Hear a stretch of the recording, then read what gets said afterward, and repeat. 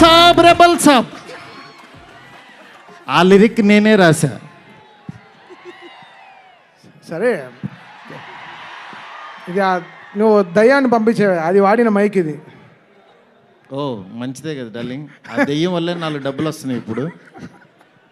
అంటే bus stop నుంచి ఈరోజు ఎయిర్పోర్ట్ దాకా వచ్చావు. ఎయిర్పోర్ట్ వచ్చేసాను అంతే, ఫ్లైట్ ఎక్కడమే ఆలస్యం. ఫ్లైట్ ఎక్కి తిరిగేసి కూడా వచ్చేసాను. సక్సెస్ ఫ్లైట్ ఎక్కిస్తున్నావా లేదా మమ్మల్ని? అది నీ చేతుల్లోనే ఉంది, నువ్వే కొడుతున్నావు అక్కడ. నా పని అయిపోయింది. నువ్వు ఎంత బాగా కొడితే. డార్లింగ్ చూడండి డార్లింగ్, అసలు ఫస్ట్ రోజు నుంచి ఈ మాట మీదే ఉన్నాడు. సరే మాట్లాడు, చెప్పు డార్లింగ్. నీ వెనక్కే నేను. చాలా మాట్లాడాలనుంది, చాలా చెప్పాలనుంది, కాకపోతే అన్నీ చెప్పు డార్లింగ్. నేను వెయిట్ చేస్తా. నీకు చాలా కామెడీగా ఉంది డార్లింగ్. మన అంతే కదా darling. Anyway thank you so much. First of all రెబల్స్కి చాలా చాలా థ్యాంక్స్. ఎందుకంటే నేను తీసిన సినిమాని బిగినింగ్ నుంచి నన్ను ఎంకరేజ్ చేస్తూ ఇంత దూరం తీసుకొచ్చారు. అసలు ఈ సినిమా, ఈ మూమెంటు, ఈ ఈవెంటు ఇక్కడికి వస్తాను అని అనుకుంటున్నానంటే కారణం ఇద్దరే. ఒకళ్ళు నా కింగ్ సైజ్ కట్అవుటు రెబల్ స్టార్, అట్లాగే ఈ సినిమాని మేమెంత ప్రేమించినా సరే వెనకడుగు వేయకుండా మమ్మల్ని నడిపించిన వ్యక్తి విశ్వ సార్. మీకు ఎప్పటికీ రుణపడి ఉంటాను సార్. ఎందుకనంటే ఆయన లైఫ్ పెట్టేశారు ఈ సినిమాకి.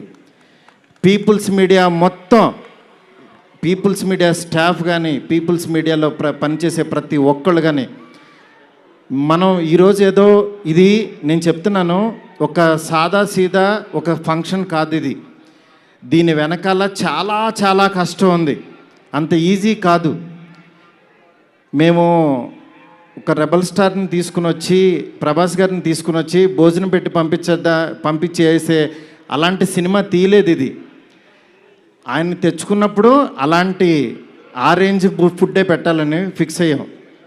అందుకని మీకు నేను చెప్తున్నాను, థియేటర్కి వచ్చిన వాళ్ళకి మాత్రం 100% ఎంత ఎఫర్ట్ పెట్టామో మీకు కళ్ళకు కనపడుతుంది. నెక్స్ట్ అసలు ఈ జర్నీ ఇక్కడ కొంచెం మాట్లాడాలి. నన్ను మా ఫ్రెండ్స్ అందరూ మాట్లాడమని చెప్తున్నారు. అంటే కథల్లోనూ, చరిత్రలోనూ, పుస్తకాల్లోనూ వింటూ ఉంటాం, ఆ దేవుడు అలా కిందకి దిగొచ్చాడు, కనకదుర్గమ్మ ఒక రిక్షావాడు కోసం కిందకు వచ్చింది, ఇట్లా వింటూ ఉంటాం, ఆ పుస్తకాల్లో చదువుతూ ఉంటాం. నా రియల్ లైఫ్లో ఆదిపురుష జరుగుతున్నప్పుడు బాంబే నుంచి కాల్ వచ్చింది. ఆయన రాముడు గెటప్లో ఉన్నప్పుడు ఈ మారుతి వెళ్ళాడు ఆయన దగ్గరికి. వెళ్ళిన తర్వాత అలా మా పరిచయం స్టార్ట్ అయింది. ఆయన ఆ రోజు బాగా నవ్వించానని అనుకున్నాను. కానీ ఆయన అంటే ఆయనకు అసలు అవసరం లేదు. ఎందుకంటే బాహుబలి హీరో. కాశ్మీర్ వెళ్ళినా, ఆఫ్రికా వెళ్ళినా, ఇంకెక్కడికో మసైబారా అని ఏదో మారుమూల గ్రామం సౌత్ ఆఫ్రికాలో ఎక్కడో వెళ్ళాం. వెళ్తే నేను ఫిలిం డైరెక్టర్ని అన్నా. అవునా అన్నాడు, పైనుంచి కింద చూశాడు. నా హీరో ఎవరో తెలుసా అన్నా. అంటే ఎవరని అన్నాడు. ప్రభాస్ అన్న. ఓ బాహుబలి హీరోనా అన్నాడు. అంటే మసైబారాలో ఒక వేరే జాతి వాళ్ళకు కూడా తెలిసిపోయారు ఆయన. నిజంగా రాజమౌళి గారికి ప్రతి డైరెక్టరు చాలా చాలా చాలా రుణపడి ఉన్నాం. ఎందుకనంటే ఇవాళ ప్యాన్ ఇండియా అని అందరూ కాల్ రేస్కి తిరుగుతున్నాం, కానీ ఒక వ్యక్తి లైఫ్ పెట్టేసి ఒక మీడియం రేంజ్ హీరోని ఒక ప్యాన్ ఇండియాకి పరిచయం చేసి ప్రపంచానికి ఈరోజు ఒక పెద్ద కటౌట్ని నిలబెట్టారు ఆయన.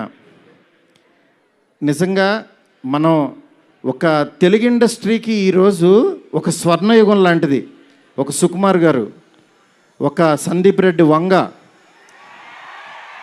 ఒక ప్రభాస్ గారు, అల్లు అర్జును, ఇట్లా అసలు ఎంతమంది ఎన్టీఆర్ గారు, ఇట్లా రామ్ చరణ్, ఇట్లా ఎంతమంది స్టార్స్ తయారవుతున్నారు.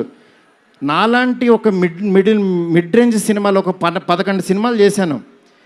నా రేంజ్లో నేను చేసుకుంటూ వెళ్ళిపోతున్నా. అలాంటి వాడిని కూడా నువ్వు ఇక్కడ కాదురా బాబు, నువ్వు రెబల్ యూనివర్సిటీలో జాయిన్ అవ్వు, నువ్వు పెద్దోడవు అని ఆ వ్యక్తి తీసుకొచ్చి నన్ను ఇక్కడ నుంచోబెట్టారు. ఈరోజు నిలబడి మాట్లాడుతున్నా. నేను రాశాను, నేను తీశాను, కానీ నా వెనకాల ఉన్న శక్తి మామూలు శక్తి కాదు. అది ఆయన యాక్టింగ్ చేసి వెళ్ళిపోవటం కాదు, ఆయన లైఫ్ పెట్టేశారు. అది నన్ను అంటే ఆయన సినిమా పట్ల ఉన్న భక్తి, సినిమా పట్ల ఉన్న ప్యాషను, సినిమా ఆయన ఏకమైపోయిన తీరుకి అది మాటల్లో చెప్తే చాలా తక్కువైపోద్ది. నేను ఏదో కావాలని ఇట్లా పొగుడుతున్నట్టే ఇదని కాదు. ఆయన వేరే, ఆయన సినిమాతో ఏకమైపోయారు. మీ అందరు మనసుల్లో ఉన్నారు. ఆయన ఆ ప్రతిరూపం ఇవాళ మన ఎదురుగుండా కూర్చుంది అంతే. ఇలాంటి దీంట్లో ఈ రాజాసాబు 3 years తర్వాత చాలా కష్టపడి ఇక్కడ దాకా తీసుకొచ్చాం. మాకు పండక్కి మీ అందరికీ మిమ్మల్ని ఎంటర్టైన్ చేయాలని ఒకటే ఆకాంక్షతోటి వేరే సినిమాలు చాలా ఉన్నా సరే అన్నిటి మధ్యలోకి ఇంత పెద్ద బడ్జెట్ సినిమాని చాలా ధైర్యంగా విశ్వప్రసాద్ గారు తీసుకొచ్చారు మీ ముందుకి. డెఫినెట్గా ఇది ఆల్ లాంగ్వేజెస్ మామూలుగా ఉండదు సినిమా, ఎందుకంటే ఈ జోనర్లో అంత పొటెన్షియాలిటీ ఉంది. నెక్స్ట్ ఈ జోనర్ నెక్స్ట్ లెవెల్కి తీయగలిగాం.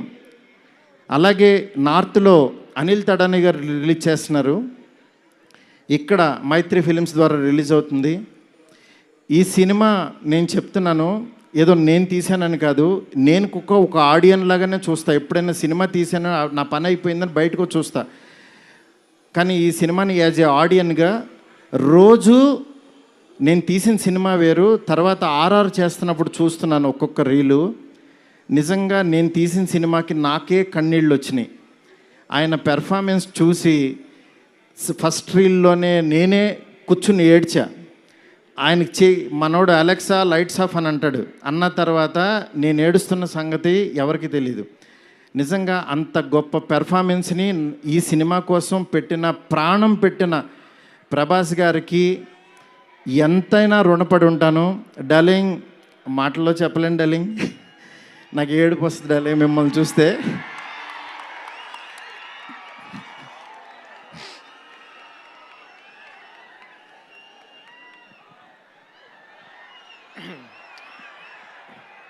ఏ ఇష్యూనైనా టిష్యూ లాగా చూస్తావు, నువ్వు ఏడుస్తే బాధగా ఉండాలి.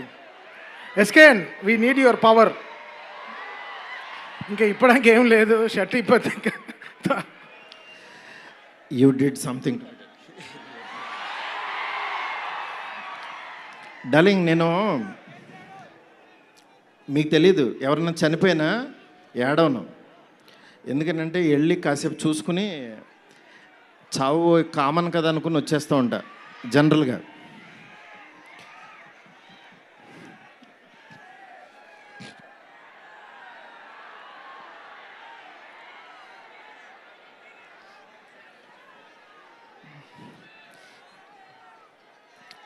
ఓకే, సారీ డార్లింగ్, ఎందుకంటే ఇది ఉండిపోయింది లోపల,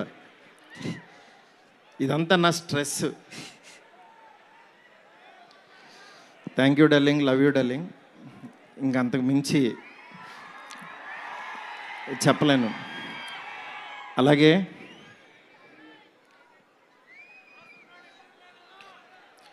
ఈ సినిమాకి మాలవిక, నిధి, రిధి ఒక్కళ్ళు కాదు, ప్రభాస్, సీనన్న, నెక్స్ట్ అట్లా ప్రతి ఒక్కళ్ళు చాలా ఎంత ఎఫర్ట్ పెట్టారు. Thank you so much.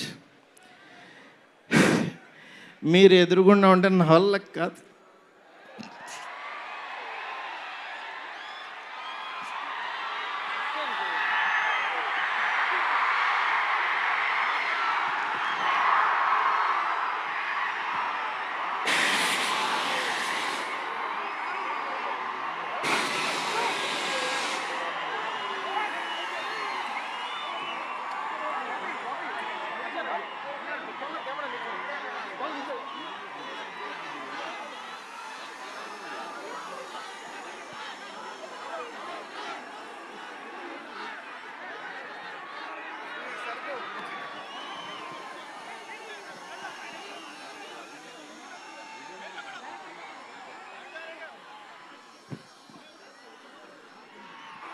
I know it's a very, very emotional moment.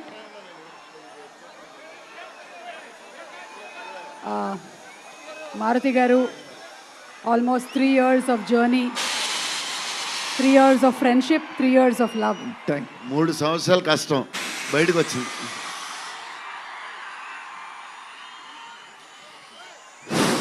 అయిపోయింది, నా పని అయిపోయింది, నా డ్యూటీ అయిపోయింది.